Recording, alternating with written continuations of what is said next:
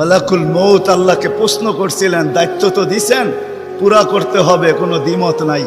কিন্তু মনে ভাবে মানুষ সারাদিন আমার নামের চর্চা করবে, খালি বলবে এই লোকটার কোনো কাজ নাই, শুধু সারাদিন গাজীপুরে ঘুরতে থাকে, যাকে মনে চায় তাকে উঠায় নিতে থাকে, সারাদিন আমার আলোচনা করবে, মানুষের মুখে মুখে থাকবে।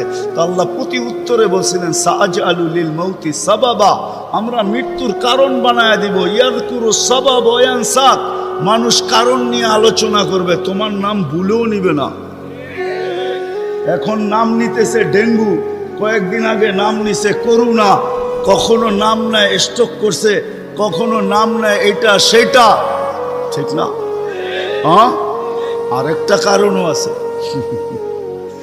শুধু নবীজির দিকে তাকায় এই উম্মতের জন্য আল্লাহ এটা করছেন, এই উম্মতের জন্য। এই উম্মতকে আল্লাহ আখেরাতে শাস্তি দিতে চান না। হায় হায়, উম্মত যদি নবী চিনত।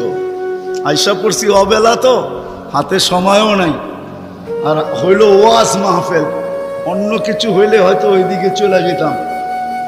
নবীজি শুনানের সময় আমার কাছে এখন নাই। যে উম্মত নবী চিনে না, নবীর কারণেই আমরা পাইছি। এই উম্মতকে শাস্তি আল্লাহ আখেরাতে ইনশাআল্লাহ দিবে না। হ্যাঁ হ্যাঁ, দেয় তো দেয় কি কইরা, যার উপরে 3-3 বার কুদরতি হাত লাগছে। কয়বার? সৃষ্টি লগ্নে একবার, বাছাই পর্বে একবার। আমরা বাছাইকৃত উম্মত। হুয়াজতাবাকুম জাহিদ, শুধু শুধু বলেন নাই, জাহিদু ফিল্লাহি হাক্কা জিহাদি।